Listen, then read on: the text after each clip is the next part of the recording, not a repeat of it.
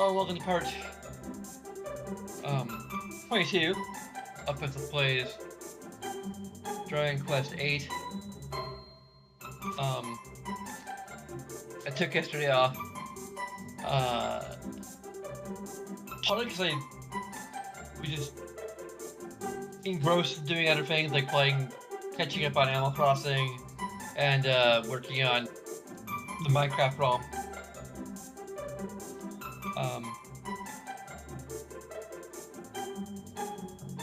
Hopefully I can get chat running on my phone.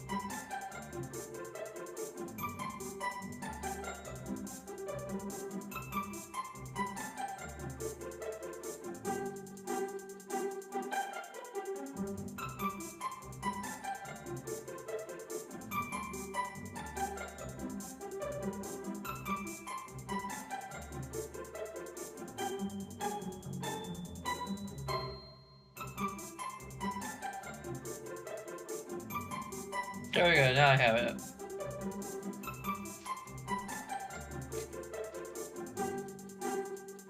Okay, so, the other thing I was doing last night, around midnight actually, was securing a PlayStation 5 from Fingerhut. And what I've got is a bundle they have with a Turtle Beach like stealth headset, I think. Let me see here. I will actually get.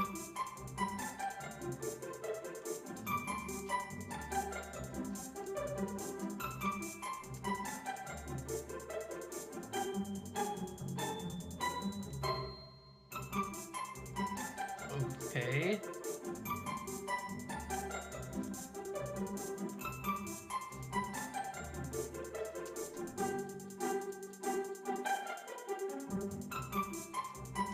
Okay, don't have to sign in if I,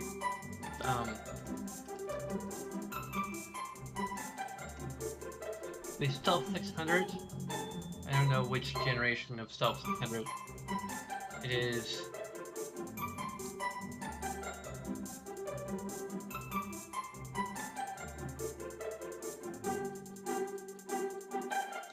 Try Gen 2?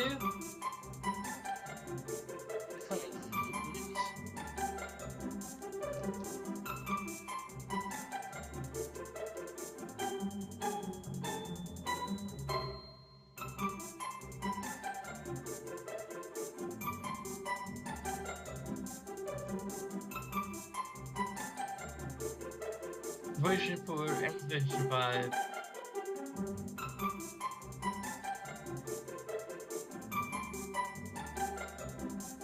Huh.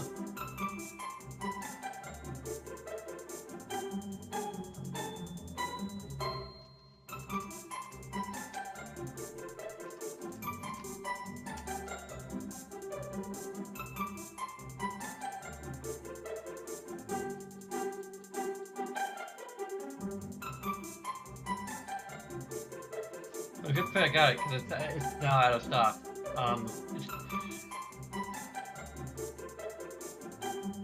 At least one of the bundles they have is out of stock.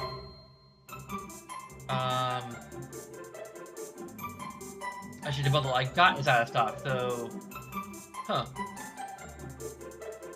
I think the bundle I got is out of stock, so that's good.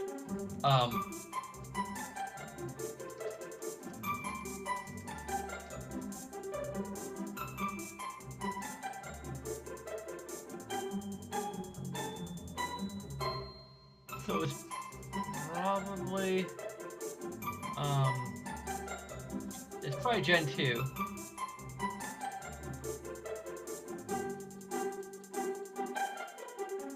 I'm imagining.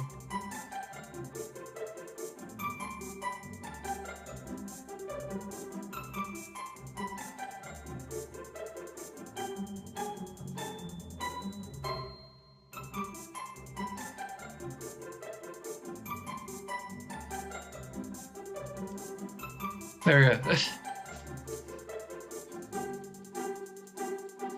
So this is the headset I'm getting. When I first ordered it, I was assuming it was going to be a pull-free headset. Alas, not. All this I think usually the same price.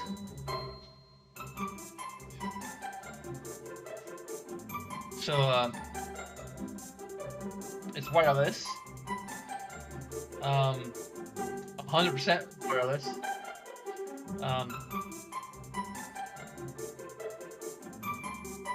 Uses a USB adapter. And actually, the fact that it is that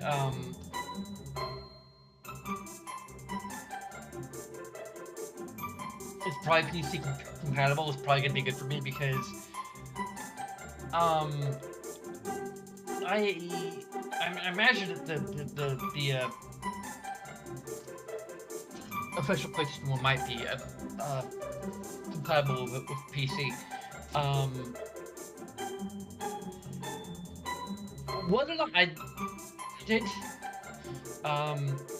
would depend on whether or not it can basically simultaneously output audio to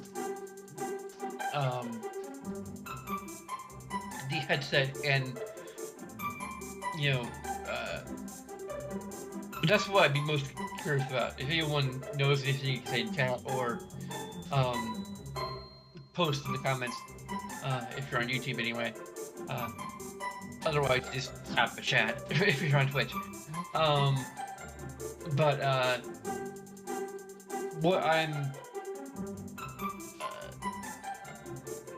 what would be a requirement for any headset if I get for the PlayStation 5 would be that it can, like, the problem with the PS4, at least when I'm using the controller, to plugging in headphones to the controller anyway, is that it cuts off audio from HDMI, which makes sense because, you know, it's kind of like, oh, it's kind of assuming that you want to listen to audio for your headphones, you know. So obviously you wouldn't want to listen to it for your TV, but the problem is for streamers that isn't necessarily the case.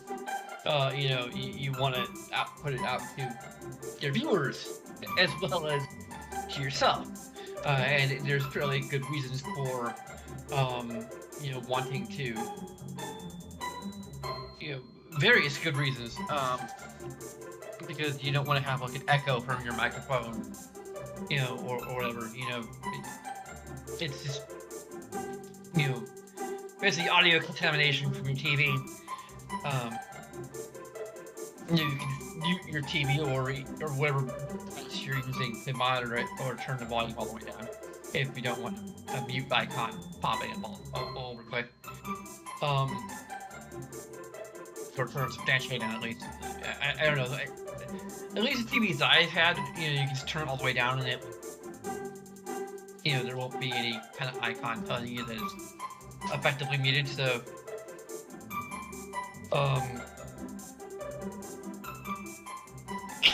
anyway.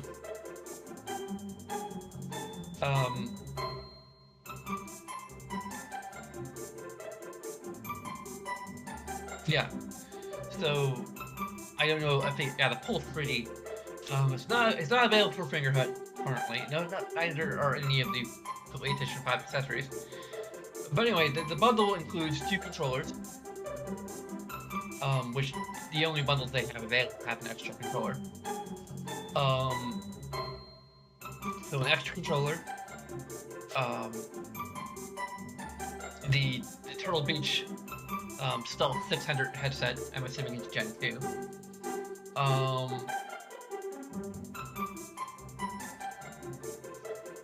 And Spider-Man Miles Morales Ultimate Edition, which is the one that includes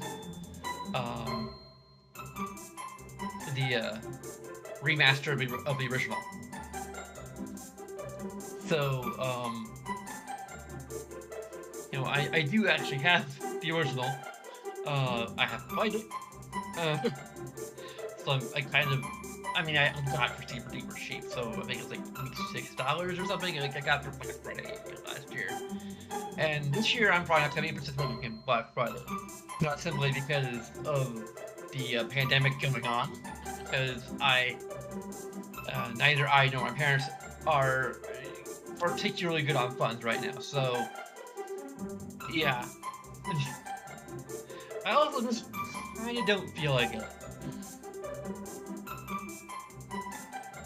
But anyway, that does mean that I'm just gonna do this live. We're gonna go to our Patreon poll and at least attempt to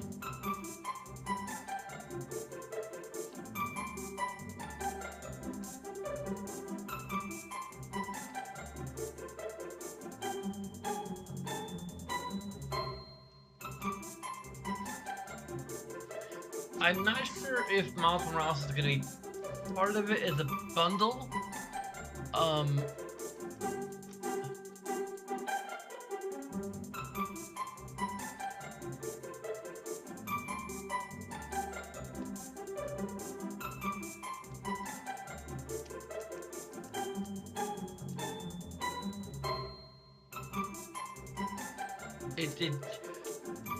I think it ultimately hinge on how much I end up enjoying it.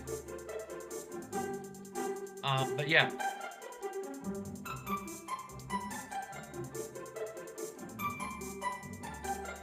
Another thing I kind of want to discuss at the head of this is that this is where I really wish I had an active chat who could provide me live feedback.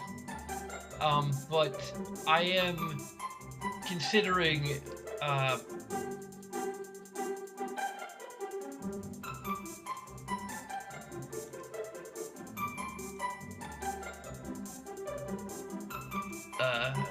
using our XP and gold boosts for short term right now, because we have run into like the other times I've done it just before a boss battle.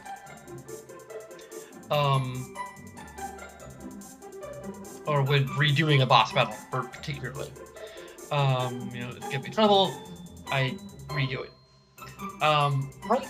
My issue is I have a bunch of upgrades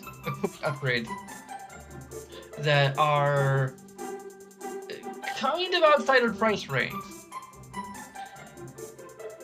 And I don't know, before activating these, I may go and just fight a few enemies and see what their gold drops are like. After checking how much the items I want cost and like calculating how much I need overall, because I've been trying to use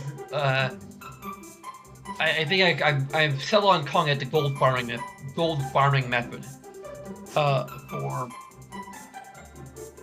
leveling, which basically goes like this. Some of that. The thesis behind it. The thesis. Which may be more accurate than theory. The theory is like done scientifically through rigorous testing. And don't blind that. Also, game theory is already taken, so. Anyway, the first of the gold farming technique is that I feel like games are designed to some extent, or should be designed to some extent, so that the amount of grinding in quotations that you have to do to a decent level to confront bosses or upcoming enemies and such should be relatively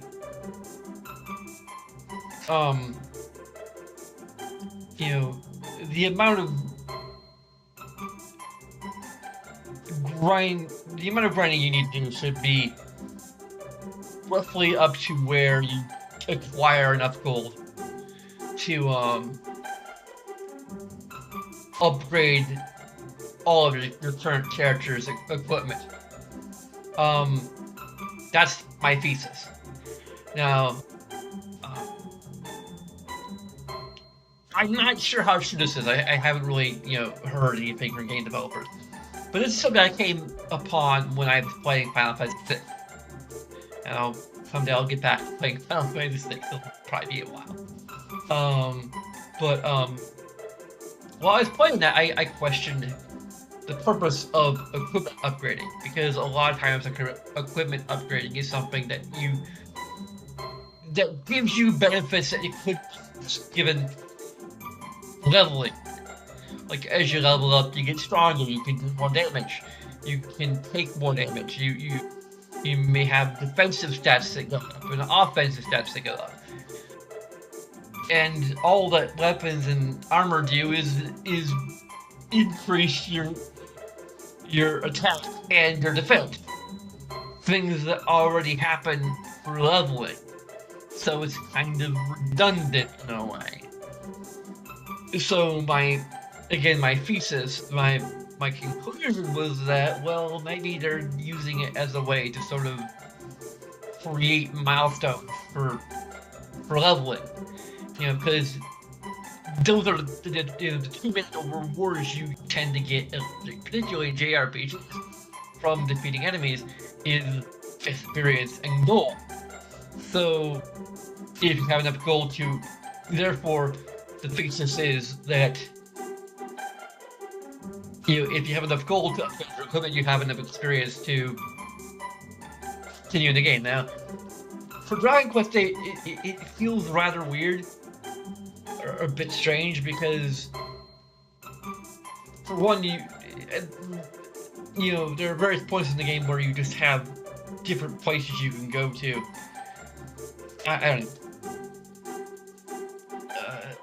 Also, it's feeling more and more like the amount of gold I need to spend on equipment upgrades is becoming, like, it's starting to feel ridiculous. And again, I think I'm gonna try to do it legit, to start out with, but I have a feeling that I may need to just give myself boost, and I might as well do FP boost too, because again, following my thesis, if I'm going to have to do a bunch of grinding to upgrade my equipment, then I need to have the experience to go with that. Which is why I decided to add the gold boost last time. So, because I feel like, okay, well, these two things kind of are going hand in hand. So,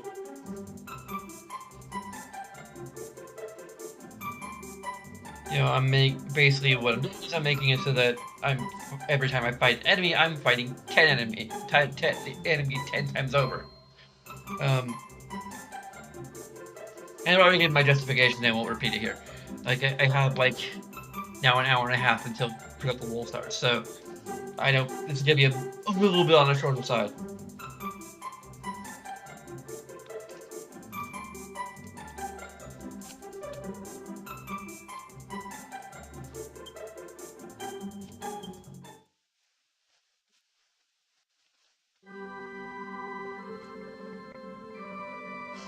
I feel your back, King Troll. You never forget which way to go, because you've been lazy and taking too long to think. Stick to your partner returns by it.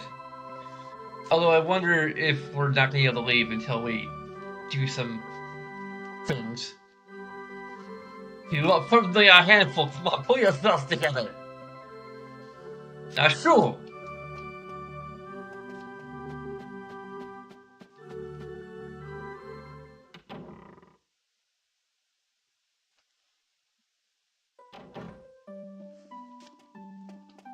Yeah, I'm actually guessing we won't be able to actually do any kind of grinding or anything. It's gonna be like when we were in that one town and we literally could not leave until we went for a dozen other events. Which is stupid.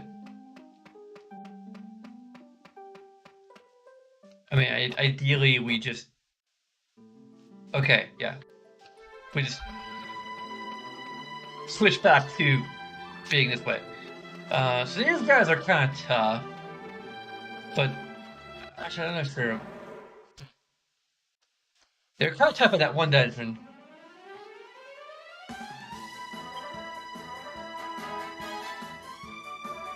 Also, I said before, but I do really feel like um, Bowser's becoming either boring or yes.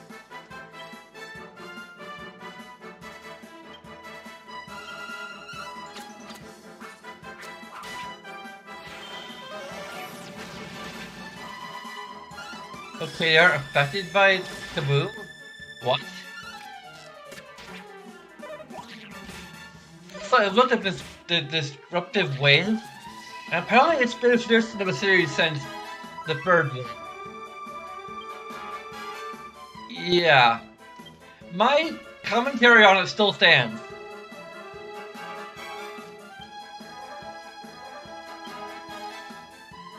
Um...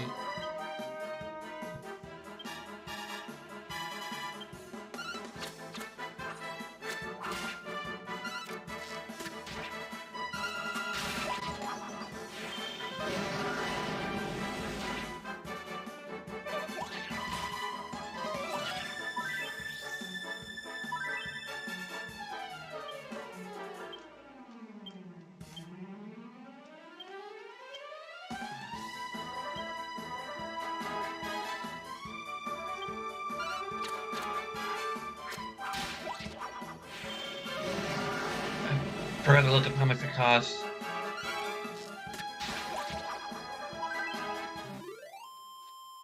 Okay. 393 gold coins. That's not really a lot for what we need. And let's just go ahead and... I should have done it while I was in town. I was just a little too concerned about whether or not I'd be able to actually leave at this point.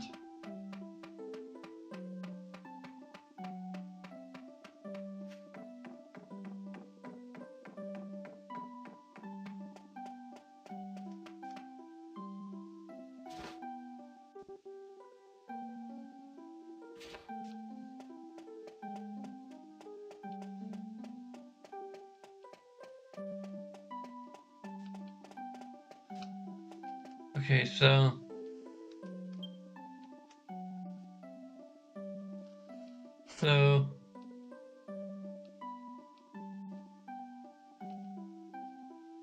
I have a staff.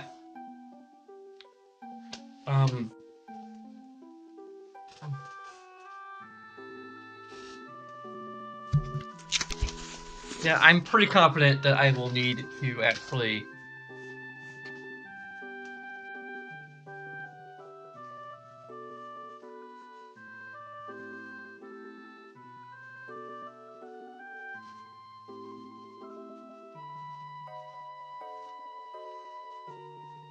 Yeah, getting it up to 4,500 gold just alone. That's a lot.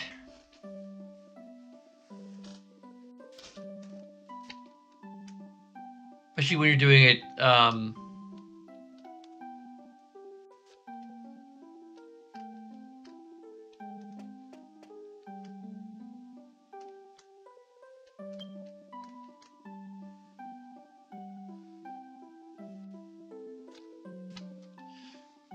So, we got mirror armor, that's 21,000 and 21,000 again.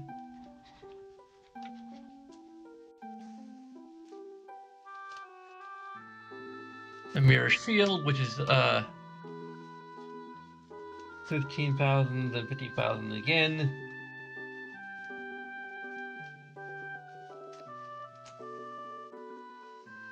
Also, this might just be a little bit of a experiment. Now, There's also Power Field, which actually can be equipped to the same people, so I need to compare the two. Um, so that's, huh. Okay, so this must be a different, does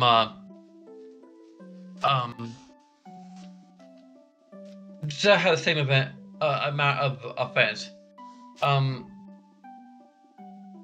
It says reflect spells, this restores HP, but only when it's used as an item.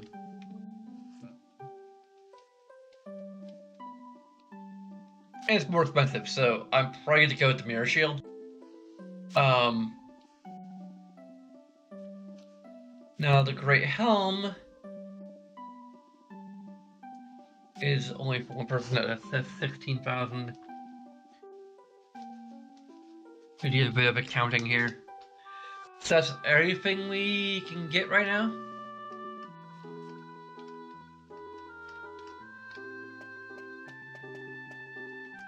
And there's anything.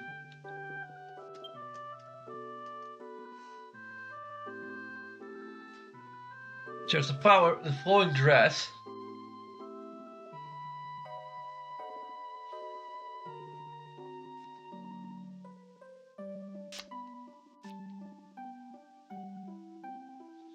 A great sable cat. A dark customs of a saber cat.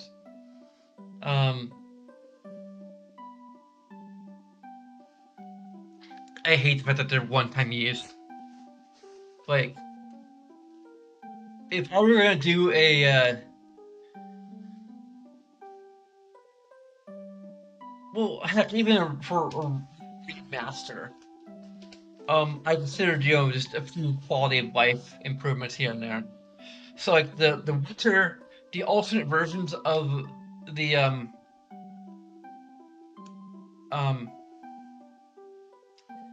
Sabercats, I probably raised the price a little bit, but, and, I don't know.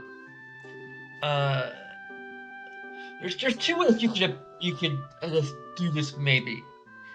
I kind of get why they're doing it this way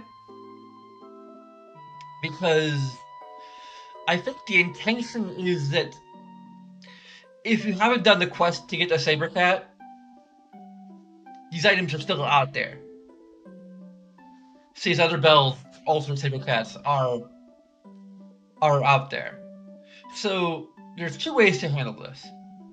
One is to, well, one is to lock out bells entirely. If you had done that quest, and increase the price of it's permanent. You're basically getting a saber cat costume. The other thing is to leave it as is, and have an option to basically like buy these and bring them to the Sabercat guy, and he can like for an extra fee convert it into like an upgrade or an upgrade to your basic bell. Some kind of upgrade to your basic bell, which would allow you to call that variant an unlimited number of times. The most basic way to do this would be to just ring the bell, and it would effectively just convert your regular bell into a bell that would call like the dark saber cat or the white saber cat. A more complicated way of doing it would be to have a menu where you can like just change which kind of saber cat is called freely any time, which I think would be the best way to do it, because it gives the player choice. But it may not be. It may or may not be. It's argued that it may not be really necessary because if you find a saber cat appearance that you really like, you're just gonna stick with that. So I wouldn't wish simply you go to the guy, you pay a fee, you change it if you get tired of using that particular saber cat type. Well, you're gonna have to go or find a new type of saber cat type that you like better. You're just going to go for the whole process again and pay again and you know, just feel like you've thrown away your bells the last time you did it. But like, yeah, um, yeah, you can just like bring the dark steel bell to the subject guy, and he'll put a regular bell to into something that can just call dark steel bells and be reused infinitely.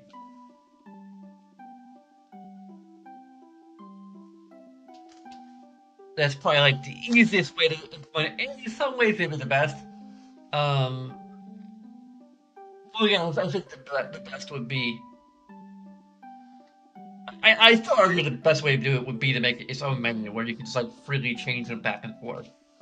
You know, the moment you unlock it, there could still be a thing where you have to bring it to the guy to do that. And the people that pay back to dialogue to just indicate that up front. That's something you can do.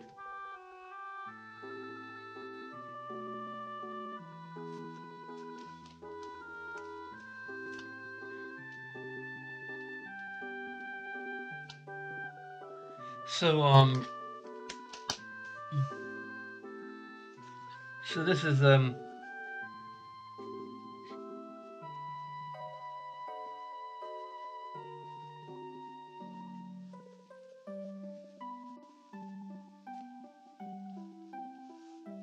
I'm just gonna do this map on paper.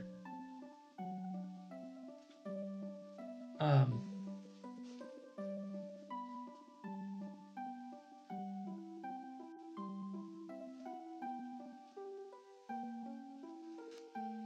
6, 7, 8. Um, 18.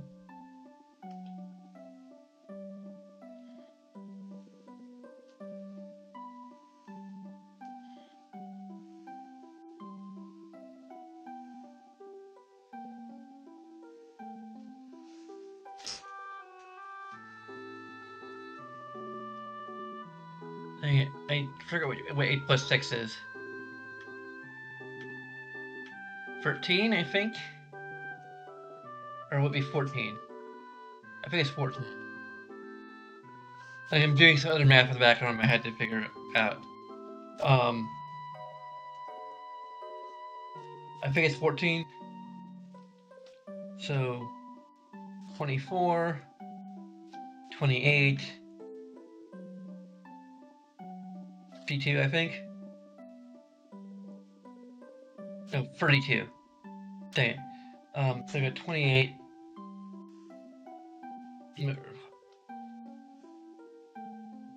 Dang it, I'm really.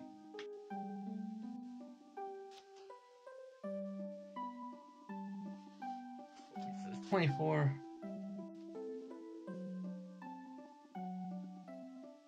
plus 8 is 2, so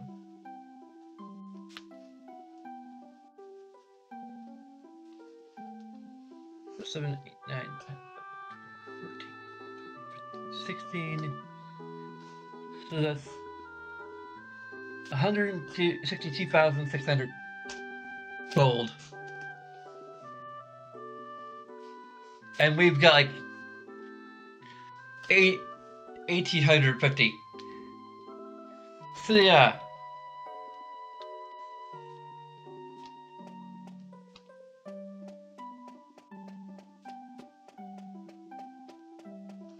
So we're gonna basically putting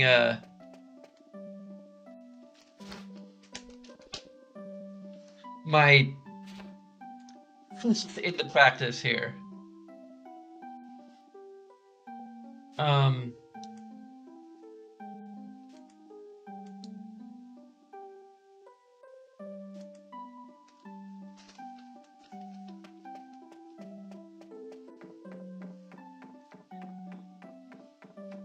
so just assume that like whatever is up ahead is going to require us to get a full equipment upgrade, and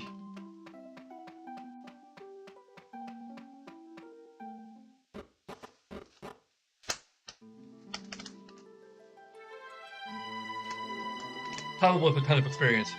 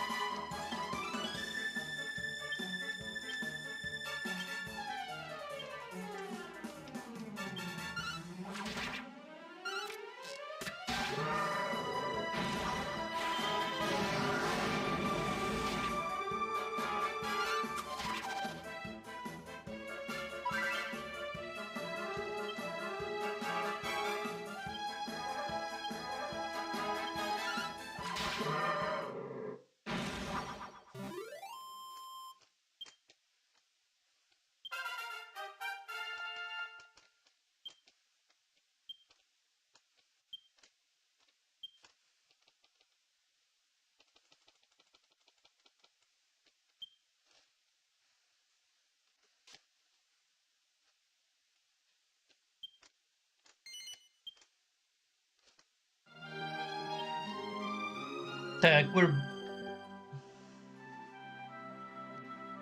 It's gonna take a fair amount of work.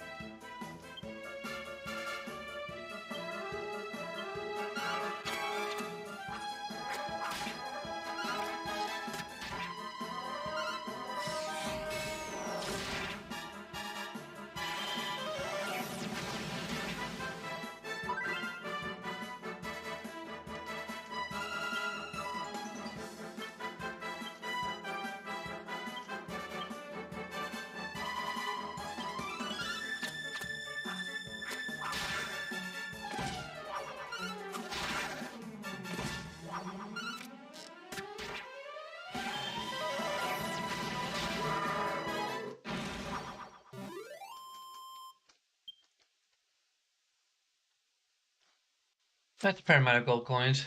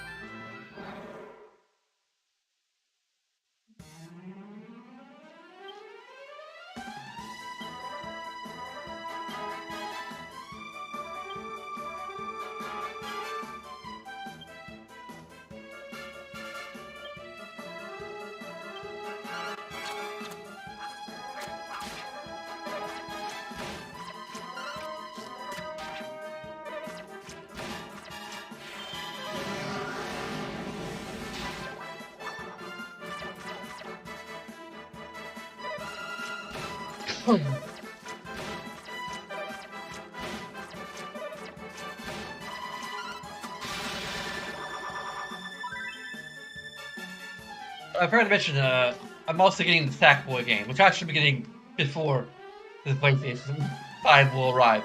PlayStation 5 is backward, it will arrive in early December. It's currently estimated to arrive on December 7th.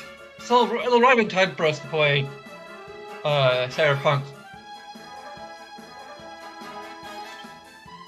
2077. I'm fingers crossed, and fingers crossed that I'll also get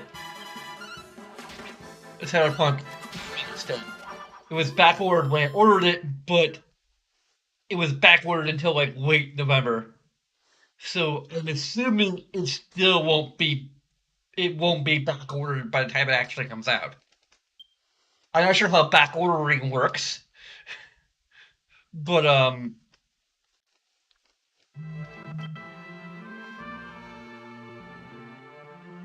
yeah, we've got 12,000, but we need 172,000, over 152,000. So we're gonna be at this for a while, probably the entire stream.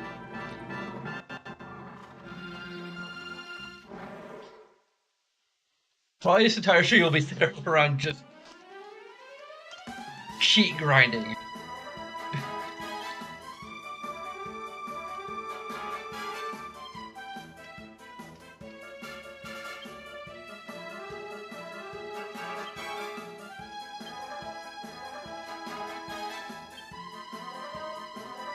Actually, I'm not sure I should call it cheat grinding. I think I can call it accelerated grinding.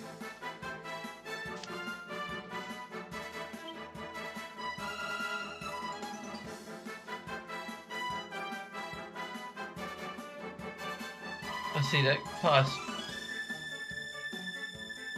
costs 8. Although, yeah, like using it twice, once for each enemy is still.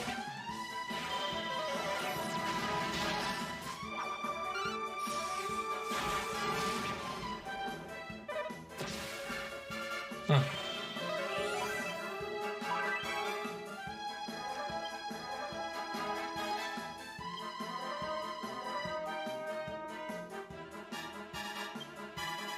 I was gonna look at the actual features of the headset that I'm getting.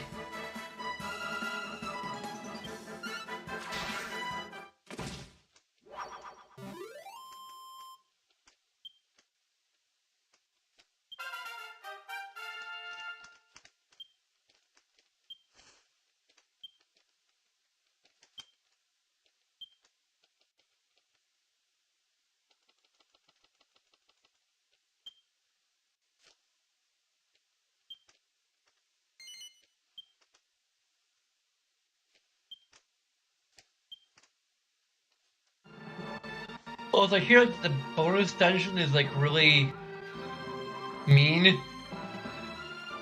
So, or dungeon that we need to.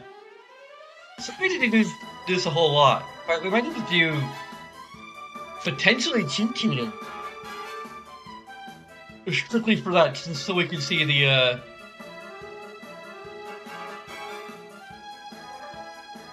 like it depends on how the heck the Dragovian trowels work.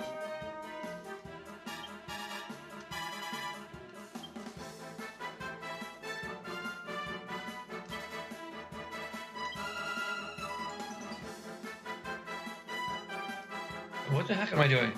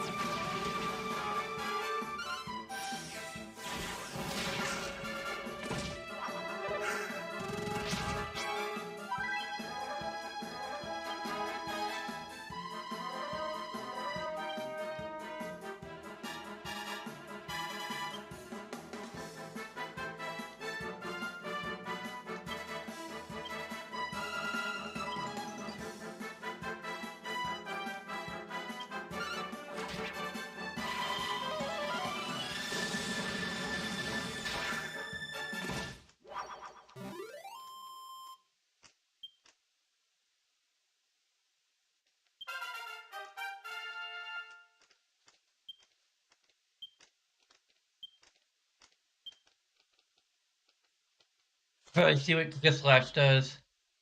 Um, Start investing in regular swords. Actually, Giga Slash is the ultimate skill for swords, so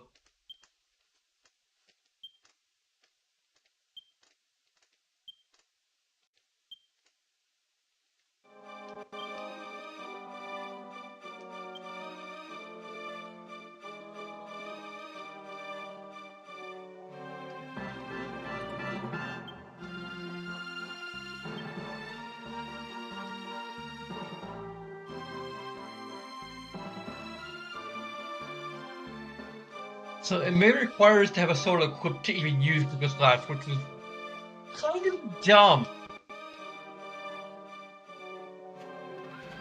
I mean, it's a bit redundant, although I can kind of see, like, maybe it be built around the assumption that your swords are gonna be like your primary weapon.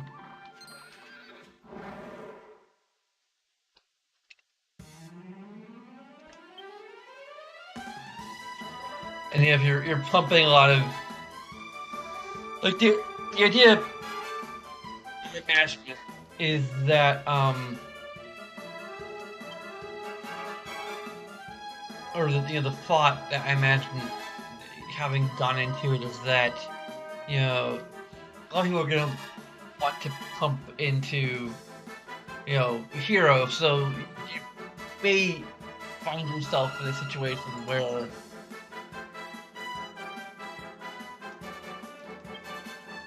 you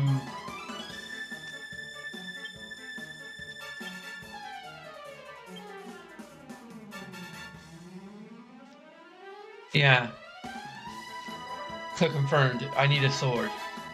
Um,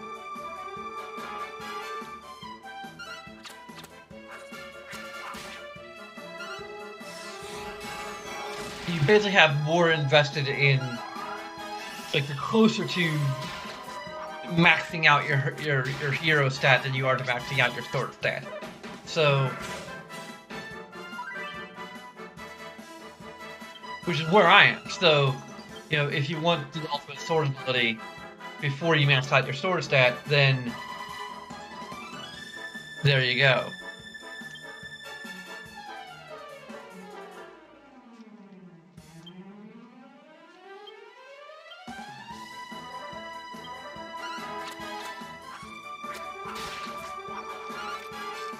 The thing is, the fact that we haven't invested in our sword stat means that my sword wouldn't be good for much outside of Giga Slash.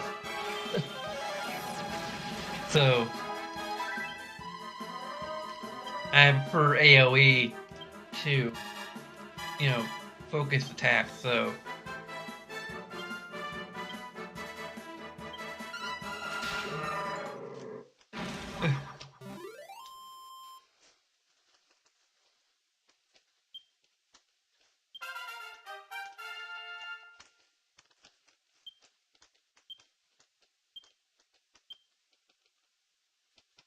Yeah, we already.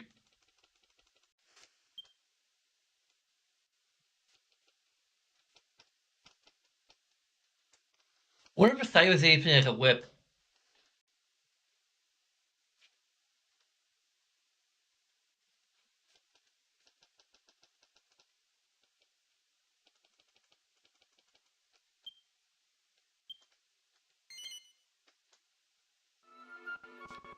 Apparently, can steal at least some of the higher level stuff.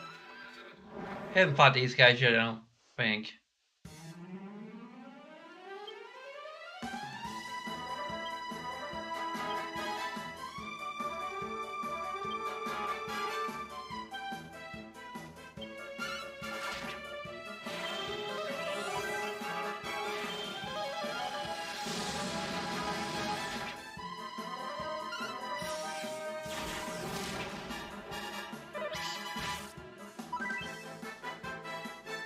And I think for like the unique character-specific stuff, it should be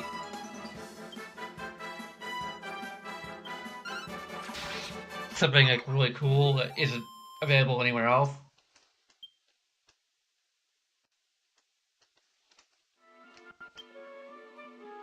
Yeah, we're still nowhere near like the total amount of gold we need.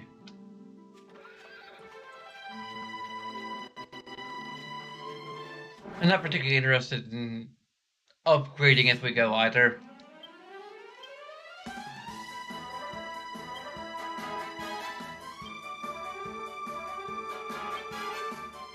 What? This isn't a group of enemies? It looks like a group to me.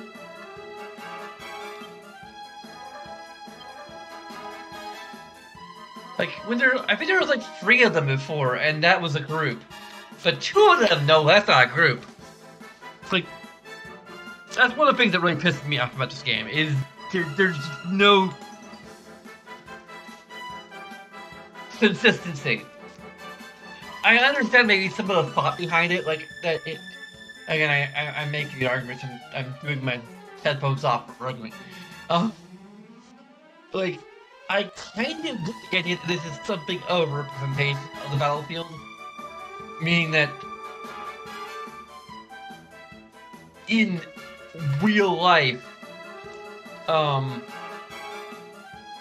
enemies are, sort of spread out a bit more. Like, it's more three-dimensional than what we're seeing.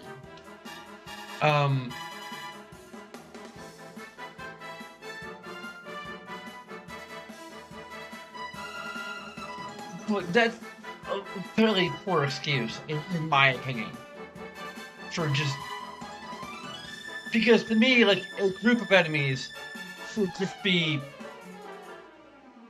consistent. That's all I'm asking for is a little consistency. That's literally what all I'm asking for. Because you have two enemies of the same type next to each other, and usually that's a group. Sometimes it isn't a group. The logic behind whether or not it's a group is insanely inconsistent.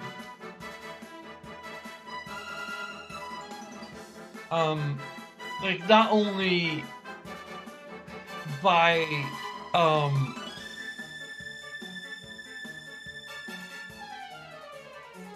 like like there have been many times where I encounter like I'm pretty sure we've encountered a group of three of these guys, and they've been a group, but two of them aren't a group. So, from a game balance standpoint, what the heck's the difference? Like, wouldn't it make more sense for three of them to have a group of two and then one? Because using an AoE ability against a three is much more overpowered, does much more damage overall. Because, you know, with the way that spells work, you know, because I don't believe that there's any kind of diffusion effect with depending on how many enemies you're sitting against. So like the total damage is like you use the AoE spell on one enemy, it's gonna do like 30 damage. You use it on two enemies, it's gonna do 60 total damage across all enemies. If you do it against three enemies, it's gonna do 90. So, wouldn't it make more sense that a group of two would be a group? So a group of three would be like maybe split up just from a purely game design standpoint. But no, group of two, they're each individually their own group. And three, I mean, granted, it's funny that there might be an argument to be made that, well, a group of three is going to be tougher and I want to take them down more effectively, you know. So they're going to be that particular encounter is like more challenging for a number of them. So we're going to make them a group to make it a little easier. Whereas the one that has two is not going to be a group. Like, I imagine that's their logic from a game design standpoint. Again, from a consistency standpoint, it should be, you know, two enemies of the same type next to each other is a group. So you have a visual shorthand for what constitutes a group, and if you want to split them, you need to have another enemy type in the middle. So, you know, there's the other group where, like, or the other encounter that we just had earlier, where there was like a bunch of like whatever they were, like a bunch of like one particular type of enemy that was like all lined up next to each other, and then there was like another enemy in between them, and then like one more of that type of enemy. So like, okay, you have a visual threat. Here's a large group of a weak enemy. A little sort of medium strength enemy in between, and then another weak enemy next to it, and that's like its own group. Oh, that guy is on his own. Like, it's just the way that like AoE spells work, and whatever, you know, is based upon the way the enemies are arranged. That's simple to grasp. Like, it may not make a lot of sense. You know, it's definitely not as intuitive. It's intuitive, but like it's not as dynamic as something like Chrono Trigger, where like there's a, you know, somewhat more three-dimensional battle people. In fact, I would say that Like, this is a one-dimensional battlefield, technically. Yeah, it's a one-dimensional battlefield. The battlefield in Dragon Quest games is one-dimensional. Um, most JRPGs is one-dimensional, or most traditional JRPGs is more or less one-dimensional. Chrono Trigger is two-dimensional. That is to say, um, one-dimensional. I mean, you know, in this case, it's horizontal dimensional. Um, in a game like Final Fantasy, it's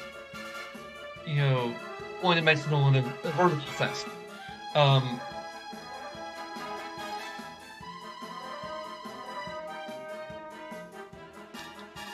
and heck, even in the fair number of extreme Final Fantasies, it's still probably fairly one-dimensional.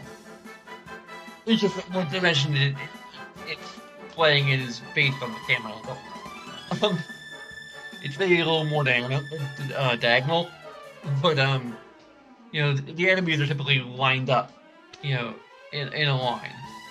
Um,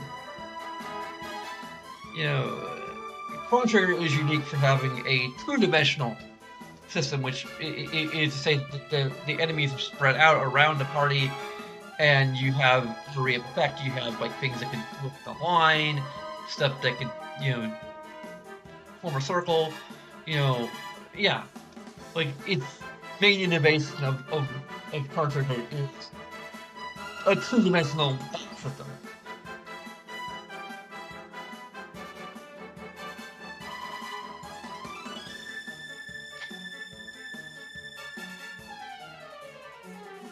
But yeah,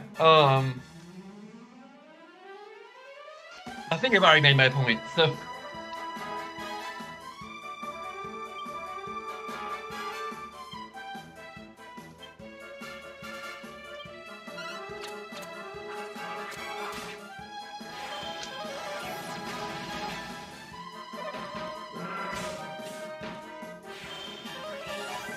in one-dimensional battle system, AoE has to be handled. Like either it attacks anything. They have this weird thing about groups of enemies, which I think is really good too. Um, uh, Now, getting back to the destructive wave, it can only be used by certain bosses, and it says that it can be really bad when you just get like they literally say like you have bad RNG or whatever, basically, or particularly unlucky as it says, doesn't refer to RNG. You can make a boss battle really rough. Now, typically, and actually, yeah, like in Dragon Quest, in this game in particular so far, like they've been using tension inside of boss fights. Um, because I'm kind of when it comes to regular fights, I am largely about efficiency. Let's get this over with as quickly as we can. Which is why I'm spending so much time on this fight.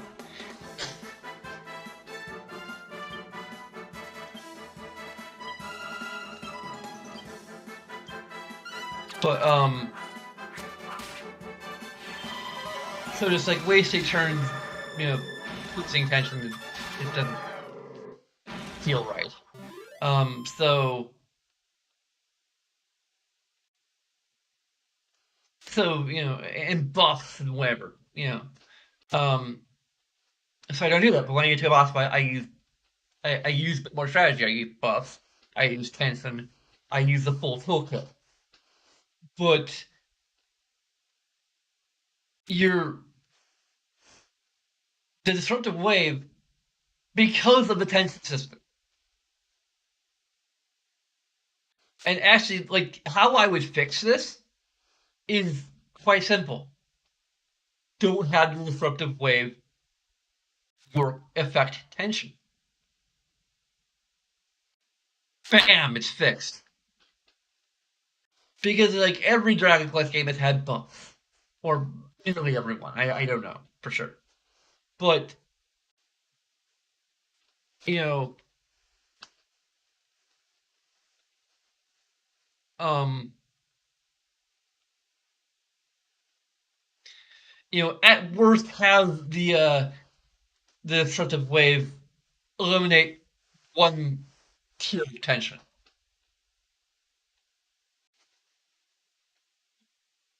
That would also fix it because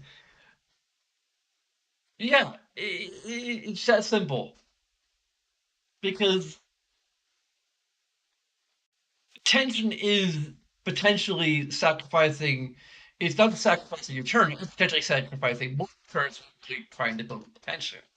So, um, and then you build up your tension. You build up your tension. You get to like 50 tension, and then suddenly he uses a destructive wave. And like, oh, you just lost 3 turns for nothing. You have 3, 4 turns maintained for nothing. Or like you're gambling to go up to 100, and it takes you a couple turns to get that to actually work, and then you, oh, so I got a destructive wave. What? Why are you doing this to me? Like, because the tension system is the key feature of this game. So having destructive wave and having it affect and cancel out tension is terrible. Dare I say unfair? In fact, you can argue, well, it's a gamble. But like, I don't like gambling in general. Like, and like hence how little I've been playing the casino,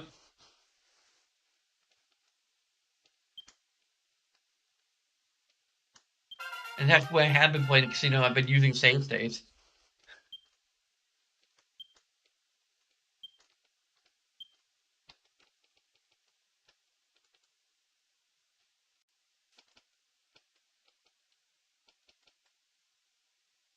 Knives, maybe.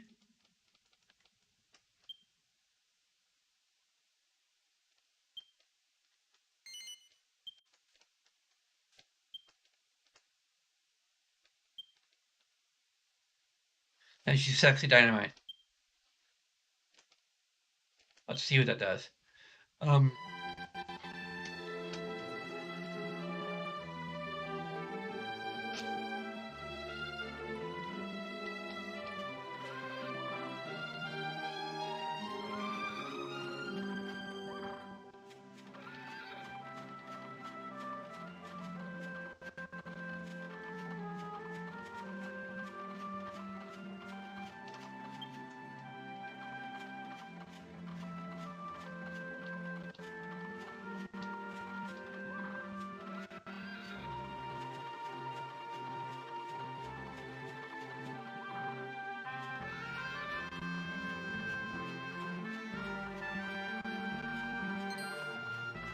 hmm.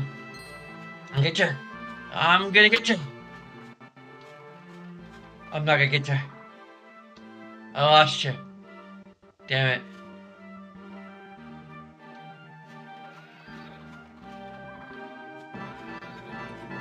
If I can get down there. Probably.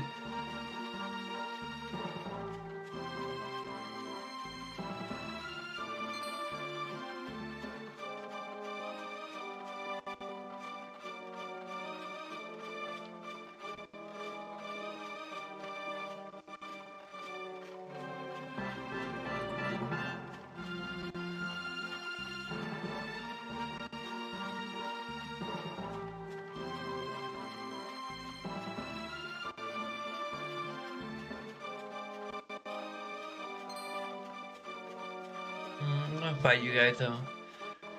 Fight the special enemy.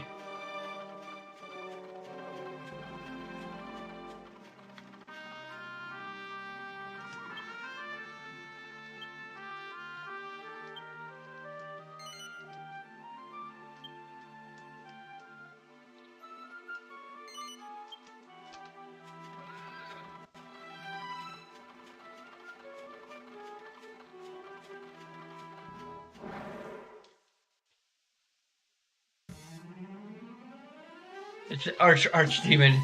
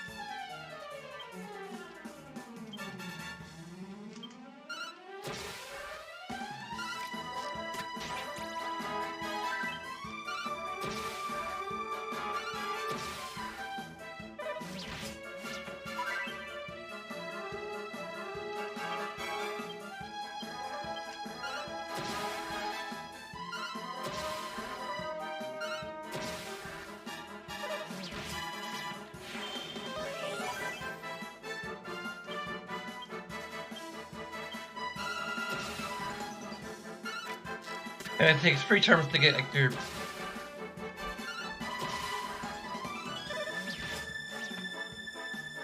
We're just gonna do one turn.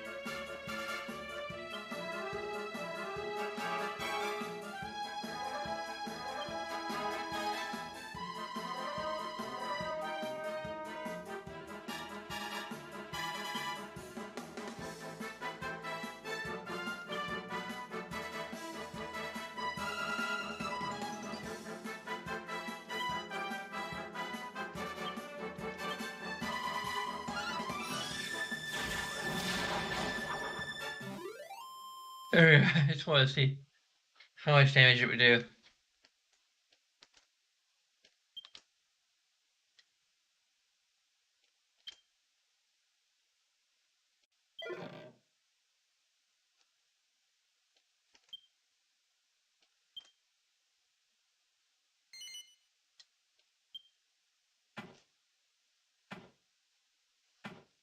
French Fiend.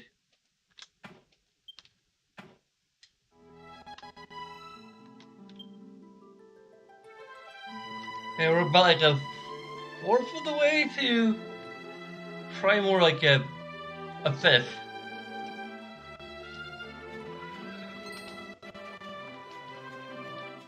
There we go. I highly doubt we're actually gonna.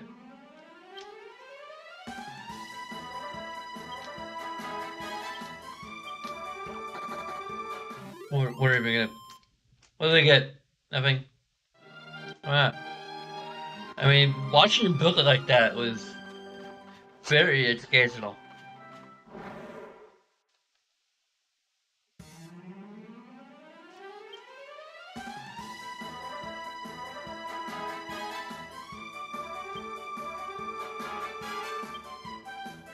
Like, okay, like this makes sense.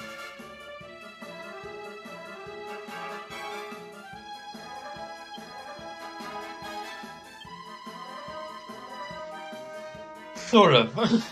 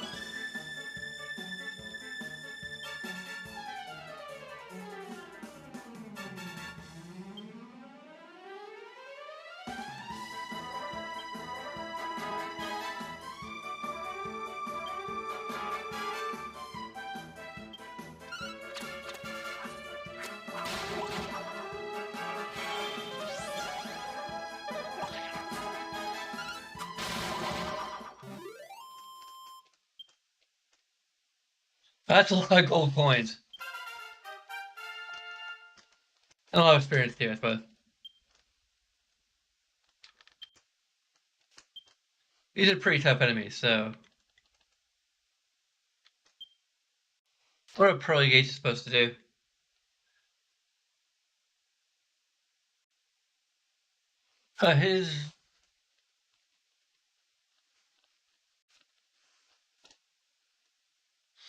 His Dave's ability is a little different from Jessica's.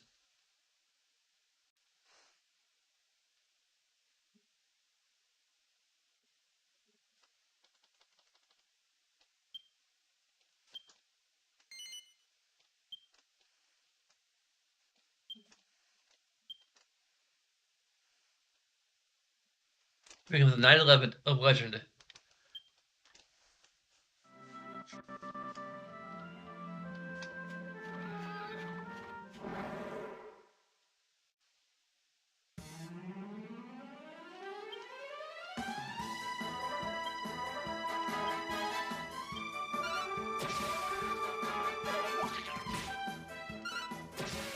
Saw this like well Angelo heals us.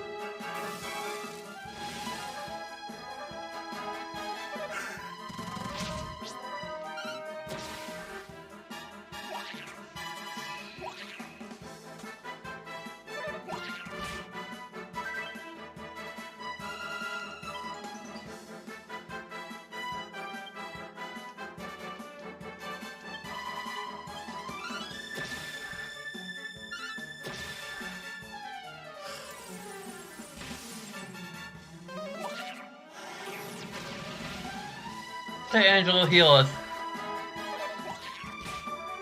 Heal us! Thank you.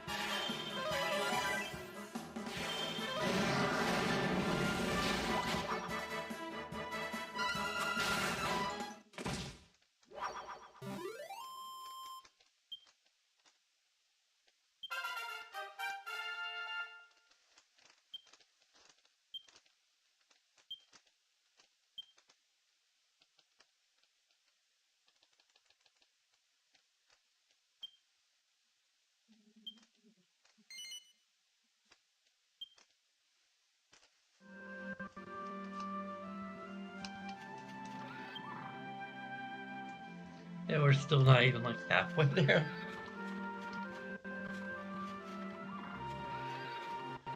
I kind of want to seek out the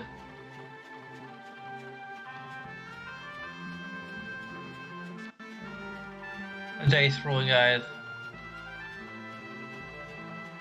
because they seem to get the most gold and experience.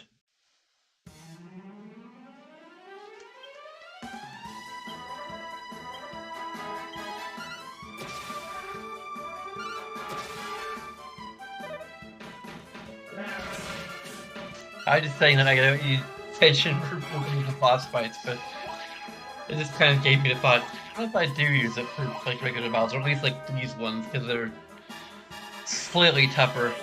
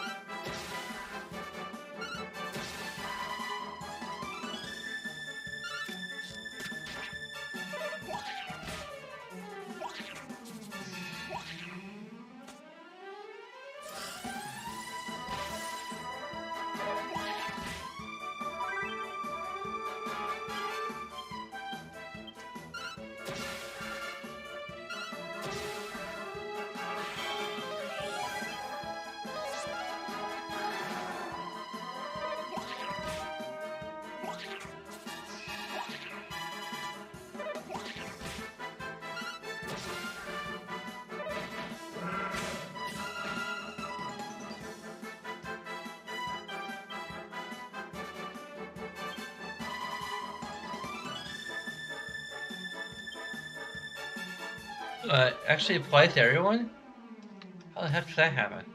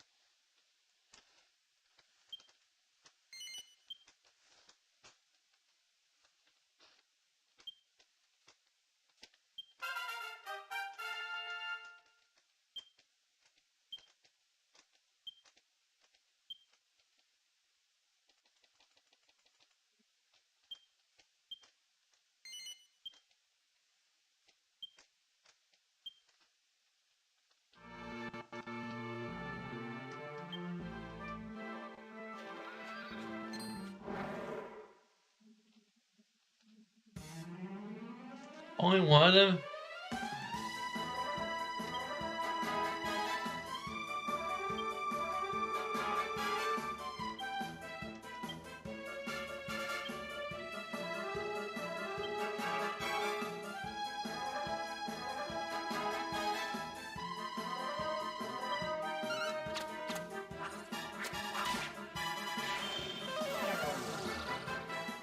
Well, he's actually using some of his other abilities. That's interesting.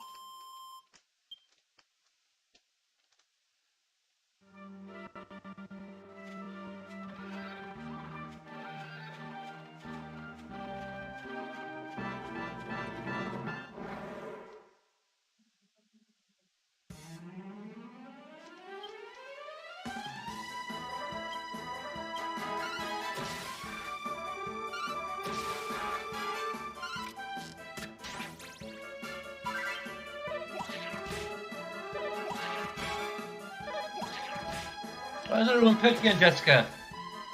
Quit it. There you go.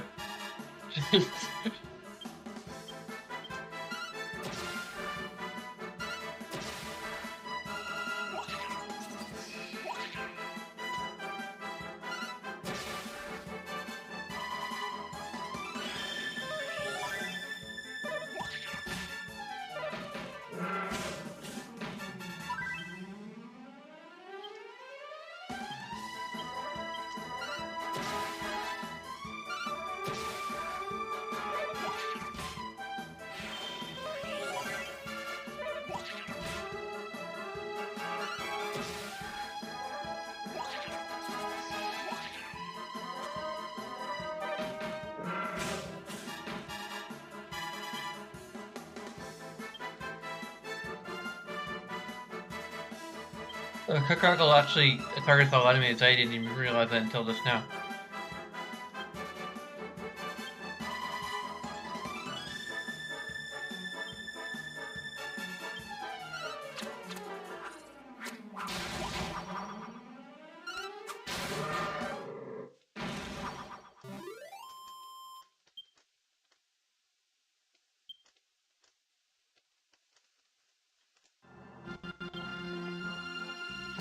And now we're about halfway there. And living on a prayer. Or well, further away. Damn it. Oh. Oh, slime. Come on.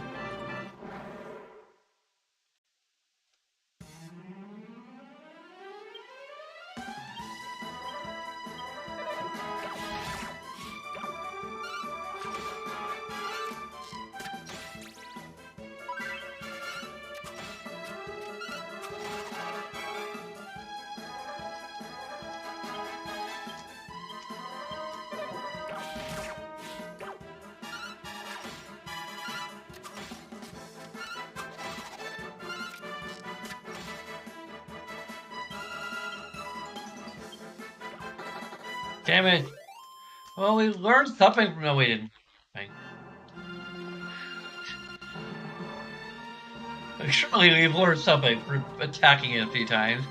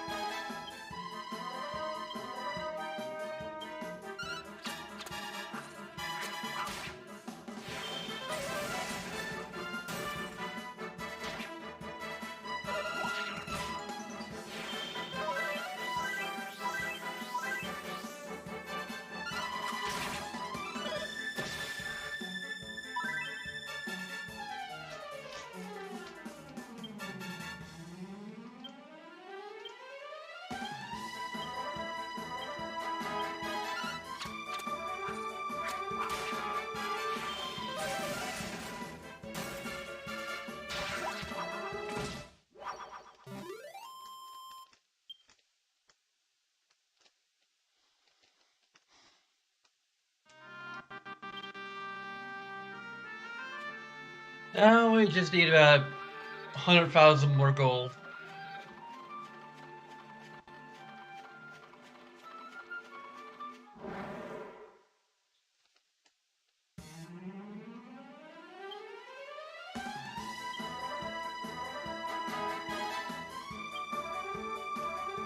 Okay, Cockrockle it is then.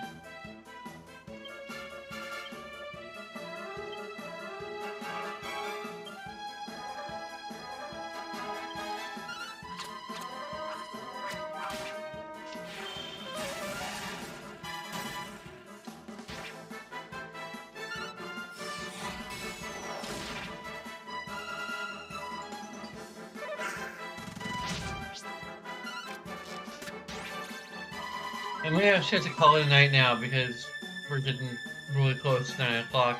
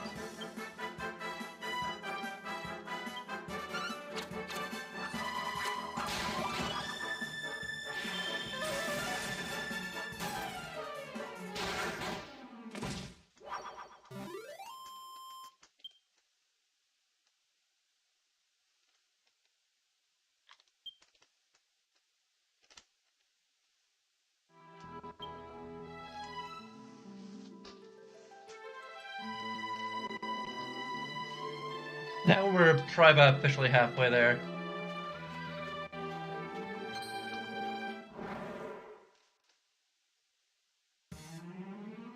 We got two of them.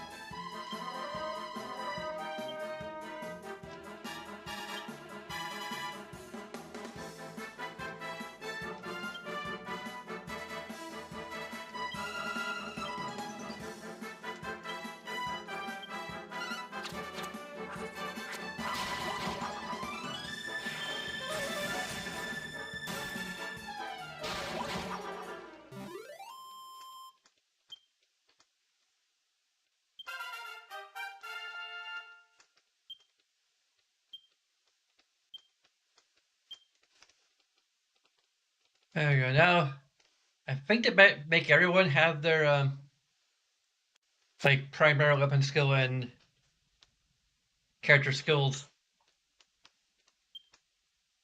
Fire in the Owl. That was a legendary Lady Man at the highest attainable.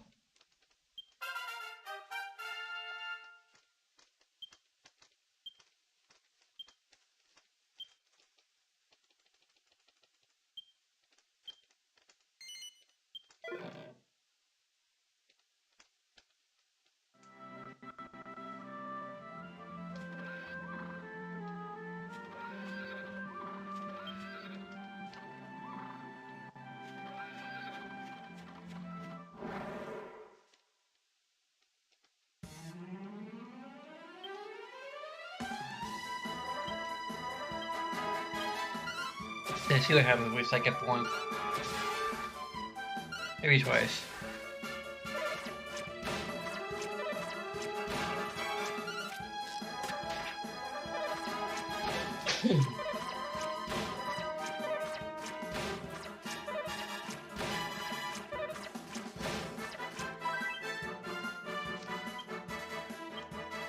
Maybe even twice.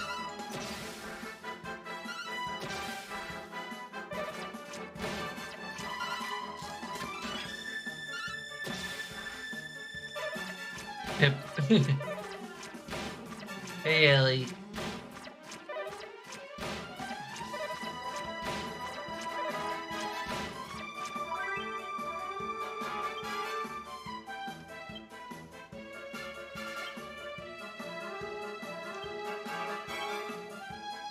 Okay.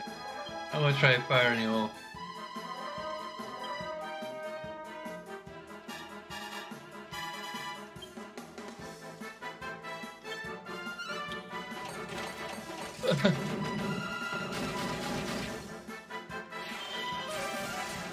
I didn't really do much.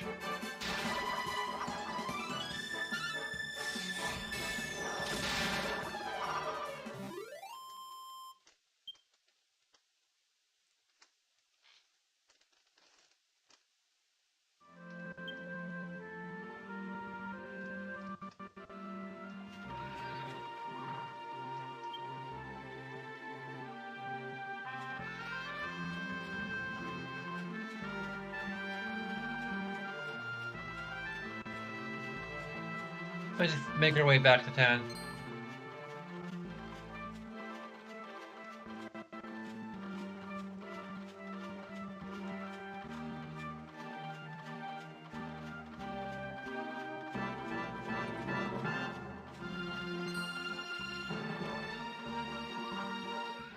Oh, you don't want to fight me anymore? Too bad. Oh, this isn't much of an encounter. Oh well.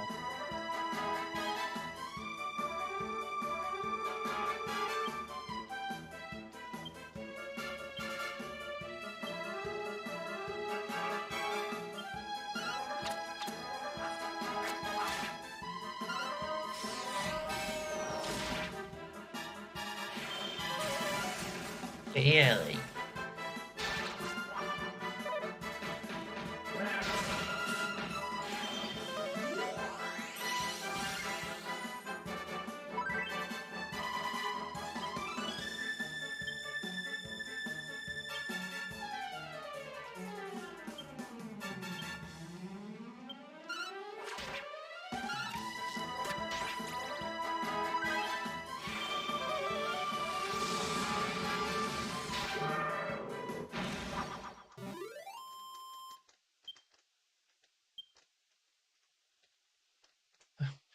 Yeah, interesting.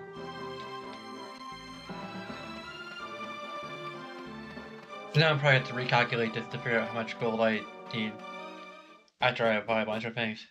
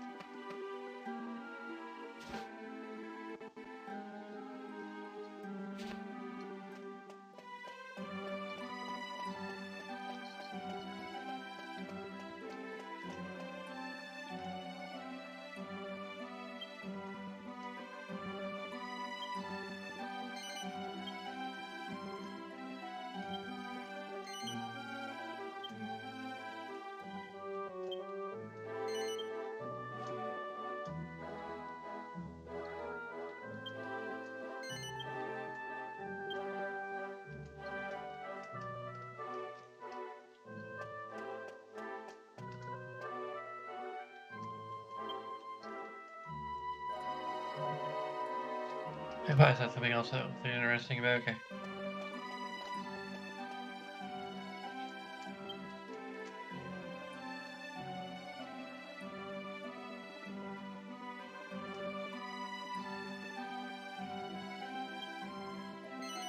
Oh, also the great bow.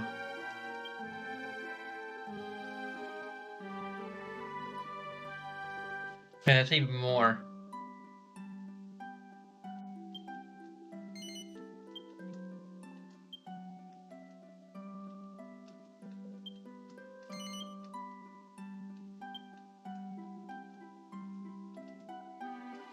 Great bow.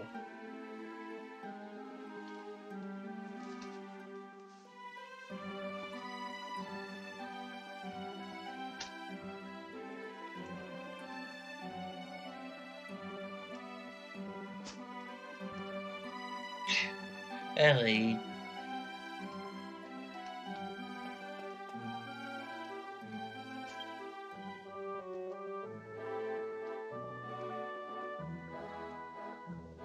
I get one mirror armor.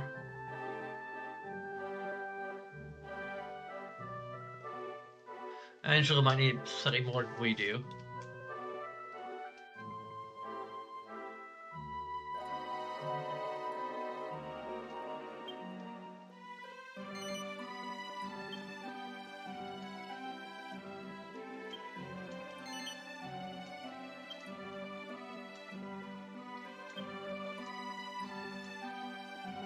Okay, so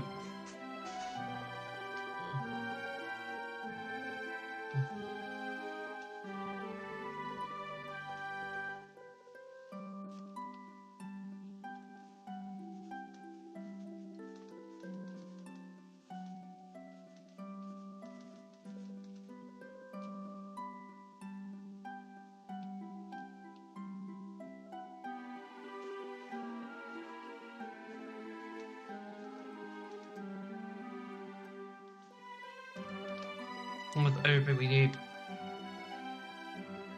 8, 9, 11. Get them playthrough.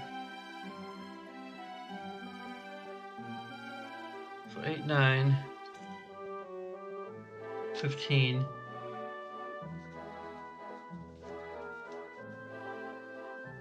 3, 4, 5, 6. So I still need 65,000 gold.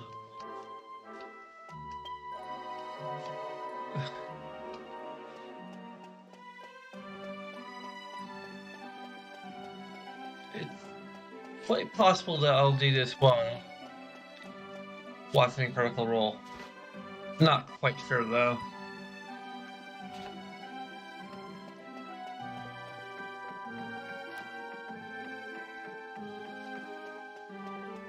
Let's take a break from the game.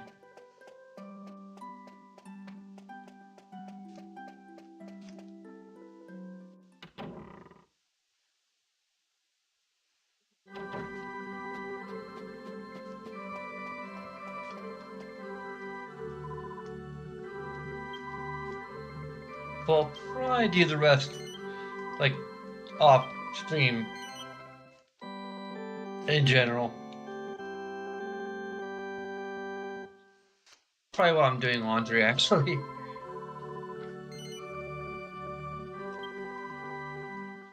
That'd be a good way to multitask.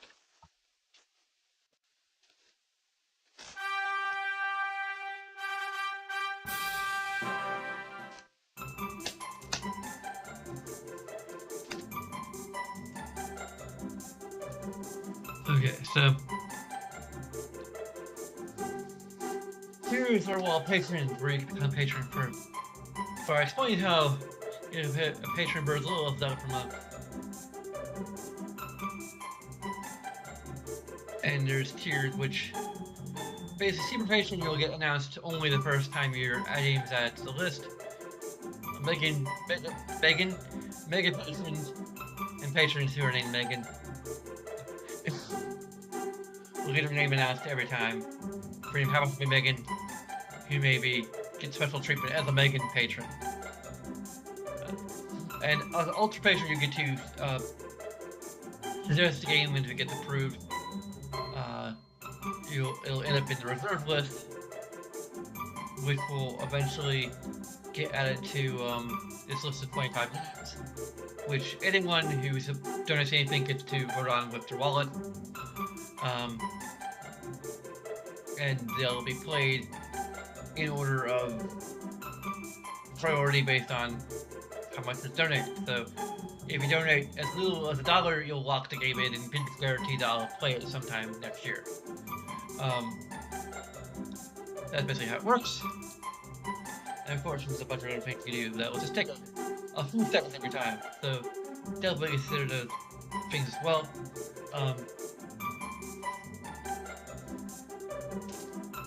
Minecraft Robo can check out. Thanks to always to producer Aaron McMahon. And to all of you, thanks for watching. Until next time, sign off.